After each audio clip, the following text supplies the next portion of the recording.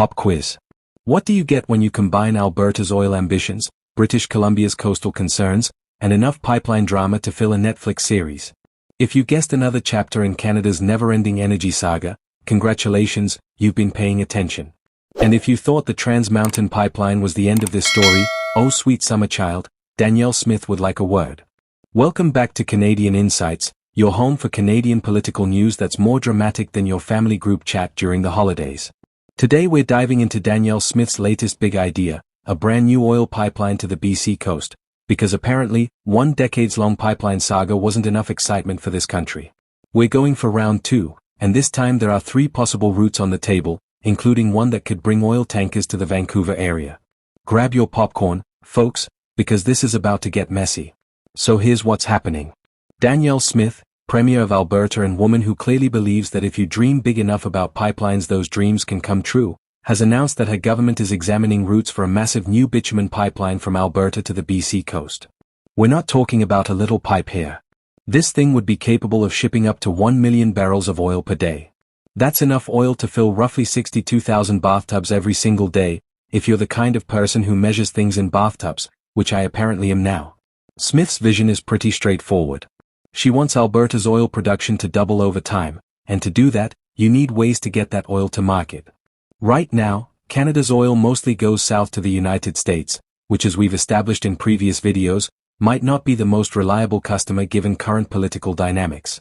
So Smith wants a pipeline to the Pacific coast to access Asian markets, diversify Alberta's customer base, and generally make sure that Alberta oil has somewhere to go other than refineries in Texas. The Alberta government has put together a technical advisory group to analyze potential routes, and according to Smith, there are 3 options on the table. Let's talk about these options, because each one comes with its own unique set of challenges, political landmines, and opportunities for interprovincial drama. First up, there's the Port of Prince Rupert area in northern BC.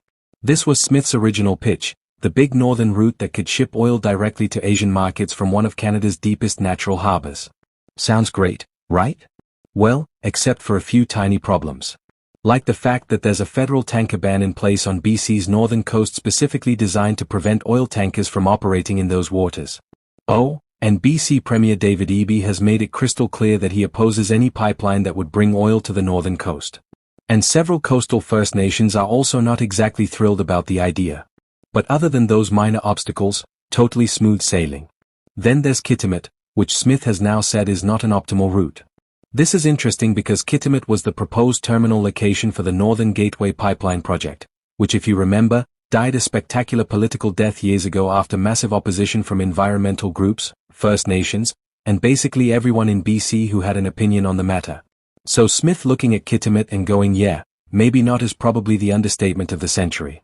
That route has more baggage than an international flight. But here's where it gets really spicy. The third option Smith mentioned is Roberts Bank in Delta, which is south of Vancouver in the lower mainland. Yes, you read that right. Smith is potentially considering a pipeline route that would bring oil tankers to one of the most populated areas of British Columbia, cruising past Vancouver, through some of the busiest shipping waters in Canada. This is the pipeline equivalent of deciding that instead of taking the quiet back roads, you're going to drive a tanker truck full of nitroglycerine right through downtown during rush hour. Bold strategy. Now, before everyone in BC starts panic calling their elected representatives, there are some important details here. The southern route wouldn't be covered by the northern tanker ban, which means it's technically legally possible. And there's already precedent for oil moving through this area, since the Trans Mountain Pipeline terminus is in Burnaby, and tankers already navigate these waters. So it's not like this would be introducing something completely new to the region. It would just be significantly more of something that already exists and that a lot of people already have concerns about. David Eby, BC's Premier, and the man currently trying to figure out how to respond to Smith's pipeline ambitions without causing a constitutional crisis, has been pretty clear about where he stands. He's opposed to anything that touches the northern coast because of the tanker ban, which is called essential and said removing it would be a grave mistake. But he's also signaled some openness to conversations about other routes, as long as the northern tanker ban stays in place. He's even suggested optimizing the existing Trans Mountain Pipeline to move more oil, which Trans Mountain Corporation is apparently already studying. So what we've got here is a complicated dance between 2 premiers with very different priorities. Smith wants market access for Alberta oil and sees a new pipeline as essential for the province's economic future. EB wants to protect BC's coast, respect Indigenous concerns, and avoid environmental disasters, but he also knows that completely shutting down conversations about energy infrastructure isn't politically sustainable. It's like watching two people try to agree on where to go for dinner when one person only eats steak and the other is a vegetarian who's lactose intolerant. Finding common ground is possible, but it's going to require some creative problem solving.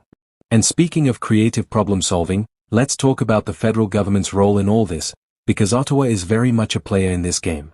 Back in November, Alberta and the federal government signed an energy agreement that could potentially pave the way for a new pipeline, but there's a catch. It has to be paired with a carbon capture and storage network in the oil sands. This is the federal government's attempt to balance economic development with climate commitments, saying okay, you can build your pipeline, but you also have to seriously address emissions. It's the political equivalent of telling your kid they can have dessert, but only after they eat their vegetables. The carbon capture requirement adds another layer of complexity to Smith's pipeline dreams. Building the pipeline is one thing. Building an entire carbon capture and storage network is a massive undertaking that requires significant investment, technology deployment, and time. So even if all the political and regulatory hurdles for the pipeline itself get cleared, there's still this whole other dimension that needs to be addressed. Now let's talk about the elephant in the room, or maybe the oil tanker in the harbor. Why is Smith pushing for this new pipeline when Trans Mountain just got completed after years of delays, cost overruns, and political battles? Good question. Part of the answer is capacity. Trans Mountain can move a certain amount of oil, but Smith's vision of doubling Alberta's oil production means you need more capacity than Trans Mountain alone can provide.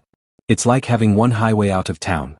It works fine until traffic doubles, and then suddenly you need another route.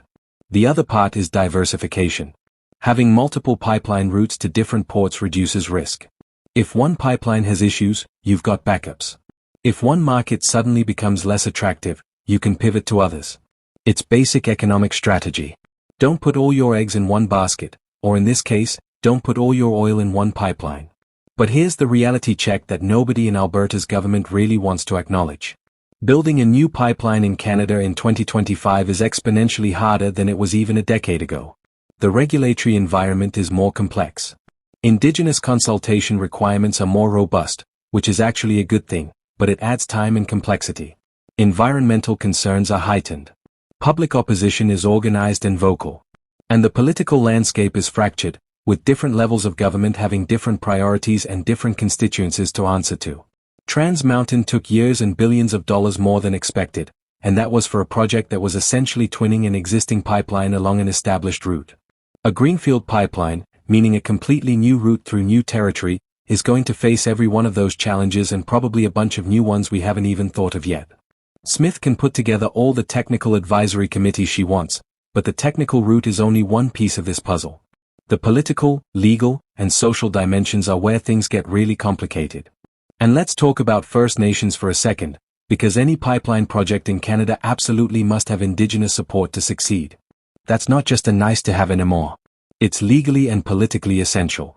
The northern route faces significant opposition from coastal First Nations who have traditional territories in those areas and who have been pretty clear about their concerns regarding oil tankers and potential spills. The southern route would need to navigate relationships with First Nations in those territories. This isn't something you can just fast-track or skip over. Meaningful consultation takes time, requires genuine engagement, and means being willing to hear no and actually respect that answer. Smith's advisory committee looking at technical specs is fine, but the real work is going to be relationship building, earning trust, addressing concerns, and potentially making significant commitments around environmental protection, revenue sharing, and emergency response capabilities. Without that foundation, even the most technically sound pipeline route is going to face legal challenges and political opposition that could kill the project before a single section of pipe gets laid. So where does this leave us? Well, Smith has made it clear that pipeline expansion is a priority for Alberta. She's got 3 potential routes under consideration, each with its own set of advantages and massive challenges. EB has drawn some red lines around the northern coast but seems open to conversations about other options. The federal government has tied any new pipeline to carbon capture commitments. And First Nations across BC are watching closely to see how their rights and territories are respected in this process. This is Canadian Insights, where we break down the political pipeline drama so you don't have to dig through technical reports and political press releases. If you found this breakdown helpful, smash that like button. If you want to stay on top of Canadian politics as this pipeline saga unfolds, subscribe and hit the notification bell because we're posting new content every single day. Drop a comment below and let me know what you think. Is a new pipeline to BC realistic, or is Smith dreaming the impossible dream? Should EB be more open to energy infrastructure, or is he right to protect BC's coast? I want to hear your take. And if you made it this far, you're clearly committed to understanding Canadian energy politics, which makes you either very informed or a glutton for punishment. Either way, I appreciate you. We'll catch you in the next one, where we'll probably have even more pipeline drama because this is Canada and that's apparently what we do now.